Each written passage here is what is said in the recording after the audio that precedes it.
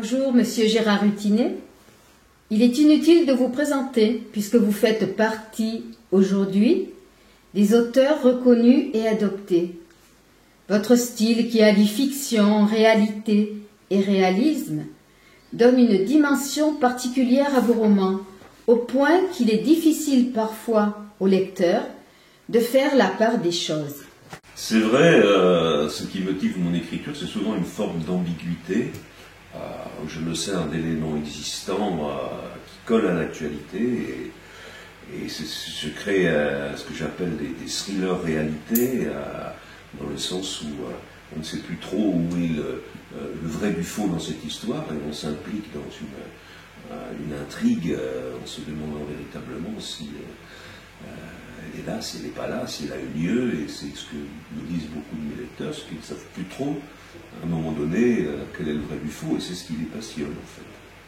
L'humour, la dérision font partie de votre écriture. La violence y est parfois d'un réalisme cruel, mais la noblesse des sentiments y est toujours présente. C'est important pour vous, les sentiments? Absolument.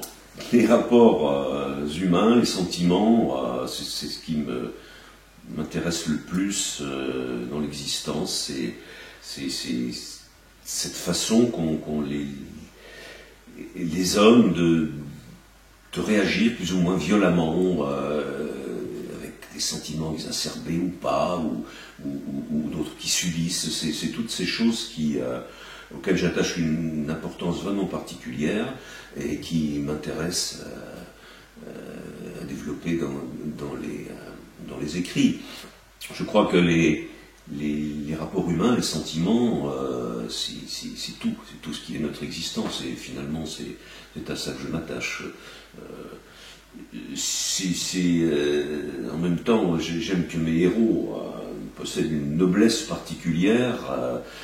J'en fais un peu quelque part des Gabins ou des Lino Ventura, enfin des hommes qui ont une foi et une force en eux et dans l'existence, et c'est vrai que j'attache aussi de l'importance à ce que mes héros soient des héros, malgré ce parcours au travers d'une existence de tous les jours, très réelle, mais bon, ils ont tout de même une façon d'être qui fait rêver.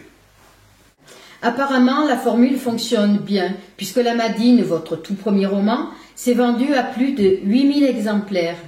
Oui, je crois que mes lecteurs se reconnaissent à travers les héros, ou les lecteurs se reconnaissent à travers mes héros. Je crois que le lecteur délègue un petit peu ses pouvoirs réactionnels à ces personnages qui, dans des événements dramatiques qui pourraient les concerner, qu'on pourrait éventuellement voir se produire au quotidien, et ce serait ingérable pour eux, et donc ce sont ces héros qui finalement font le boulot à leur place, si j'ose dire, et c'est aussi ce que les gens aiment, c'est répercuter leur réaction à travers ce qui leur serait impossible autrement qu'au cinéma ou dans un livre. Gérard Hutinet, votre 4e roman, Libertinage fatal, vient de sortir. Il semble que vous ayez rencontré pas mal de difficultés et d'oppositions avant d'arriver à sa publication. C'est vrai, mais il faut dire que Libertinage fatal est un énorme pavé dans une mare. C'est un bouquin qui dérange à plus d'un titre et qui va laisser des traces.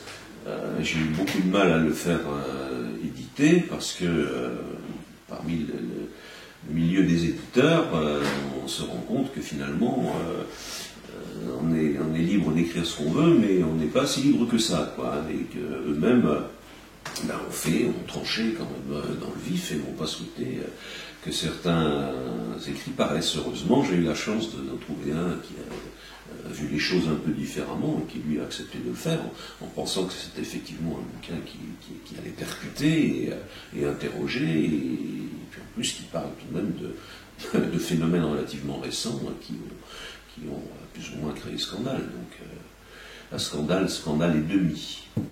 En quoi ce livre est-il si dérangeant? C'est un livre qui est extrêmement dérangeant à plusieurs titres. D'abord du point de vue des mœurs qui sont décrites, et puis des scènes dont certaines sont quand même assez hautes, voire davantage, qui ne sont pas faites pour créer un racolage quelconque en rapport avec le libertinage. C'est plutôt des scènes qui sont faites pour accréditer la thèse du roman, où il y a une enquête policière qui est très forte et qui emmène loin, jusque dans les milieux du Vatican, et c'est là que ça devient encore un petit peu plus difficile, et que ça a été un peu plus difficile à faire éditer, parce que bon, c'est un bouquin qui explique quand même quelque part que les soutanes sales se lavent en famille, et bon, on est interpellé par certains crimes que des religieux vont commettre, des crimes de sexe, des crimes avec un but tout à fait particulier, celui de créer un phénomène au Vatican qu'on a tous connu, que je ne vais pas dévoiler parce que c'est un petit peu l'aboutissement du roman, mais on sera étonné en le lisant de voir que c'est éventuellement une explication à ce qui va se passer et à ce que les journaux ont relaté, et ce que tout le monde a vraiment été surpris de voir arriver. Ce roman est-il le reflet d'une réalité? Autrement dit, tout ce que vous racontez dans le livre est-il basé sur des faits réels? Oui, écoutez, c'est un petit peu ce que je viens de dire tout à l'heure. Bon, ça va être au lecteur de faire la part des choses, parce que si certains événements abordés ont effectivement eu lieu, après, c'est à l'imaginaire de savoir si l'explication que je donne est la bonne ou pas. C'est vrai qu'il n'y a pas de fumée sans feu non plus, et je crois que c'est ça qui va beaucoup interpeller les gens quand ils vont lire ce livre. Seriez-vous un libertin? Alors là, je vais dire joker. Parce que, bon, c'est vrai que le livre est basé aussi sur une expérience personnelle, mais bon, je n'irai pas jusqu'à vous raconter toute ma vie, mais bon, je parle quand même de choses que je connais bien. Hein. C'est peut-être ce qui a motivé mon écriture, quelque part, mais là aussi, je laisse libre cours à l'imagination du lecteur, à savoir où il va me placer, où va placer l'auteur dans tout ça. Mais bon, il y a des choses qui sont décrites qui, effectivement, montrent que le sujet est assez bien connu. Maintenant, on ne peut pas être et avoir été, et il vaut parfois mieux avoir été que d'être.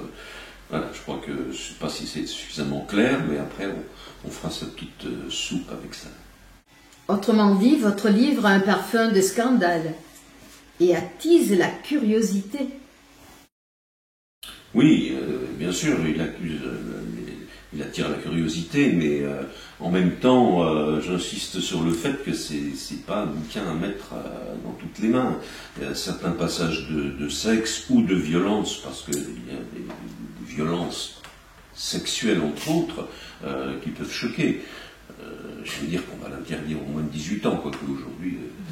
Attendez, hein, je pense que tout le monde est bien averti, les jeunes, ça ne les impressionne plus beaucoup, ce genre de choses, mais il y a quand même des scènes qui sont très très choquantes éventuellement, et qu'on imagine mal, ayant pu se produire, et pourtant. Et je ne le recommande pas non plus aux fervents catholiques et des gens qui seraient assez puritains, parce que, bon, à moins que certains voyeurismes les amènent à lire ce bouquin, auquel cas, à mon avis, ils seront bien servis. Bien, je crois que vous nous avez présenté ce bouquin avec la passion qui vous caractérise.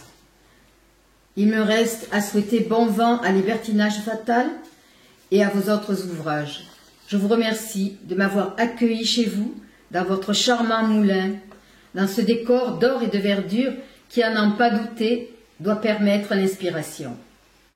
C'est moi qui vous remercie, Maryse, et puis à travers vous, tous mes lecteurs, tous les gens qui me font le plaisir d'apprécier ce que j'écris. Vous savez, on écrit pour les autres, hein, jamais vraiment uniquement pour soi, et je me rends compte que ces romans ont un certain succès, et j'en suis absolument ravi. Donc je vous remercie, vous, pour remercier aussi tous les autres.